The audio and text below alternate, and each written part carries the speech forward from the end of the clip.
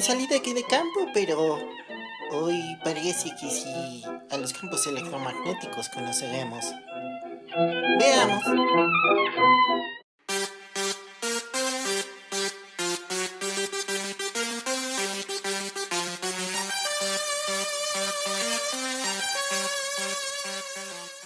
Ok, llegó el momento.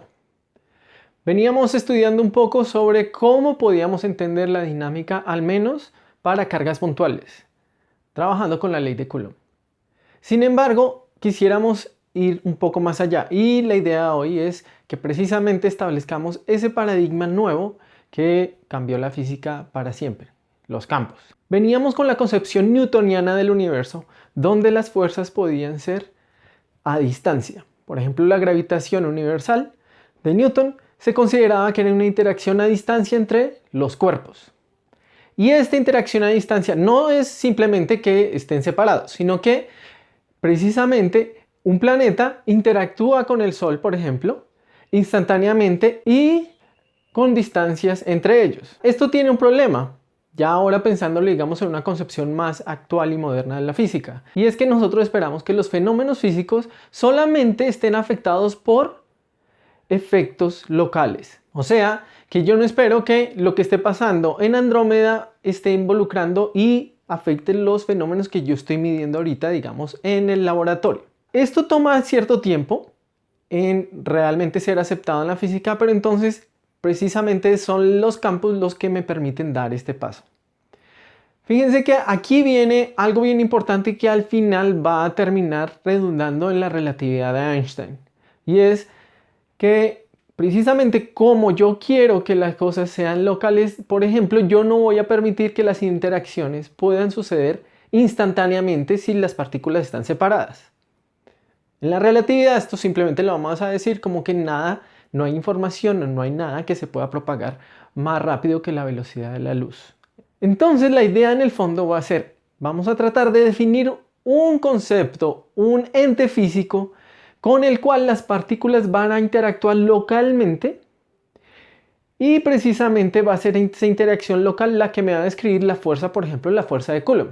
Pero entonces ya no vamos a hablar que va a ser una interacción entre la carga que genera el campo y la otra carga, sino una interacción precisamente de la carga que está experimentando el campo de la otra, en el lugar donde ella está. Lo otro importante de lo que vamos a hacer con los campos es que precisamente esta propiedad que estamos buscando va a ser independiente de las partículas o las cargas que yo esté colocando para testear si hay o no campo. Cuando estamos trabajando con la ley de Coulomb, por ejemplo, la fuerza como tal depende de la carga que yo estoy colocando para experimentar la fuerza. Si yo aumento la carga, habíamos dicho que la fuerza también aumentaba tanto como la carga aumente. Ahora, esta cantidad que nosotros queremos construir, o este ente, es algo independiente de la carga de prueba que yo voy a poner ahí. Y por tanto, es mucho más general que las fuerzas. La idea realmente para la definición del campo eléctrico es relativamente sencilla. Ok, yo tengo una fuerza sobre la carga y ahora yo quiero extraer de esa fuerza, porque de hecho esa es la forma que yo voy a evidenciar los campos. Voy a hacer de esa fuerza algo que sea independiente de la carga que yo estoy poniendo. Esto se logra simplemente pues dividiendo por la carga de prueba. Por ejemplo, tomemos la expresión para la fuerza sobre una carga Q grande debida a una distribución de cargas puntuales que habíamos encontrado en algún momento utilizando la superposición lineal y la fuerza de Coulomb. Entonces lo que encontramos en ese caso es una expresión que es independiente de la carga de prueba Q grande y que precisamente la vamos a llamar el campo eléctrico.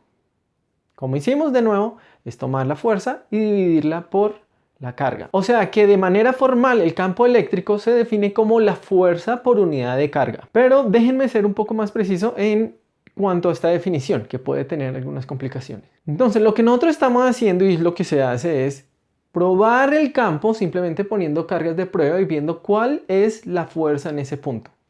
Sin embargo, al introducir una carga, esta carga puede estar afectando el sistema original. De tal manera que yo no puedo garantizar completamente que de verdad cuando pongo o quito mi carga, lo que sucedía estando ella o sin estar es lo mismo.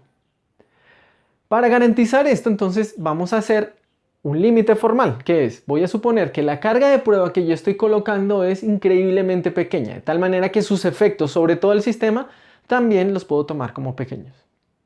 O sea que formalmente vamos a tomar o vamos a definir el campo eléctrico como el límite cuando la carga de prueba tiende a cero de la fuerza que ella experimenta. Sigue siendo la fuerza por unidad de carga. Sin embargo, formalmente decimos que es válida para cuando la carga de prueba es muy pequeña, en el límite que va a ser. Si tomamos esta definición de campo eléctrico, entonces podemos revertir la pregunta. Ya que tengo un campo eléctrico, ¿cuál va a ser la fuerza que experimenta una carga que es colocada o es inmersa en este campo eléctrico?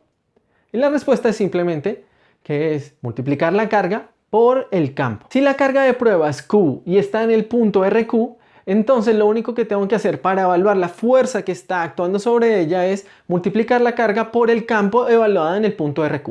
Y es increíblemente general esta fórmula. La hemos extraído utilizando la ley de Coulomb, que es para cargas estáticas, ¿ok?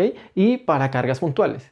Pero es, como acabé de decir, general. O sea, si ustedes conocen un campo eléctrico, no importa si no tienen ni idea de dónde salió, si no saben el origen, si lo conocen, ya pueden saber cuál es la fuerza sobre esa carga. Simplemente multipliquen el campo por el escalar de carga y obtienen un nuevo campo que es el campo de fuerzas. Aquí entonces es importante que estresemos el hecho que lo que llaman el campo de fuerzas o las líneas de fuerzas son distintas a los campos eléctricos. Por ejemplo, una carga positiva va a experimentar una fuerza en la dirección del campo eléctrico, mientras que una carga negativa va a experimentar una fuerza en la dirección contraria al campo eléctrico. De aquí es donde vemos el poder de utilizar el campo eléctrico, porque va a ser, como es independiente de la carga, puedo decirlo de manera genérica, sin decir cuál va a ser la carga de prueba que voy a poner ahí. Lo otro importante para recalcar de esta fórmula, que a veces pareciera trivial, pero que es increíblemente poderosa, es el hecho que es general. Veníamos trabajando con cargas estáticas. Pues sucede que esta expresión que estamos viendo aquí es válida incluso si las cargas se están moviendo. Si yo quiero extraer la fuerza debida a un campo eléctrico, y ese campo eléctrico tampoco tiene que ser estático. Entonces, si yo conozco un campo eléctrico, incluso si este varía en el tiempo, y quiero calcular la fuerza que este implica sobre una carga, lo único que tengo que hacer es multiplicar este por la carga. Y tengo la fuerza debido al campo eléctrico. Es cierto que en general, si las cargas se están moviendo, tengo que enriquecer esta fórmula añadiendo efectos de los campos magnéticos, como vamos a ver más adelante, en lo que se conoce como la fuerza de Lorentz. Pero si yo me restringo a los efectos del campo eléctrico, esta fórmula ya es general. Otro comentario importante entonces también es el hecho que esta expresión que acabamos de encontrar y que nos permite determinar la fuerza sobre una carga, permite extender ahora una distribución de cargas donde tendríamos pues que hacer la sumatoria de fuerzas correspondiente. El hecho es que quiero que tengan presente que nuestra pregunta de yo quiero saber cuál es la dinámica de las partículas ya no se traduce simplemente en cuál es la fuerza sobre las cargas, sino en cuál es el campo eléctrico donde van a estar sumergidas estas cargas. Y de hecho es uno de los objetivos del curso. Vamos a, dadas unas distribuciones de carga, evaluar, calcular y predecir los campos eléctricos y después magnéticos en un ambiente para poder después predecir la dinámica de las cargas. Por hoy entonces la idea es, si yo tengo un campo eléctrico, puedo calcular dinámica. Antes de pasar a un par de ejemplos, debe ser claro que las dimensiones de campo eléctrico deben ser las mismas de fuerza por unidad de carga. Por ejemplo, en unidades internacionales, newtons por coulomb.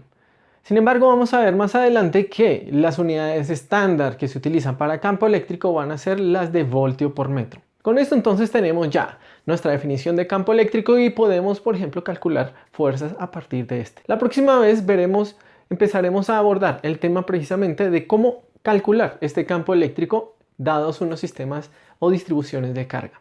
Así que los espero. Gracias. Chao.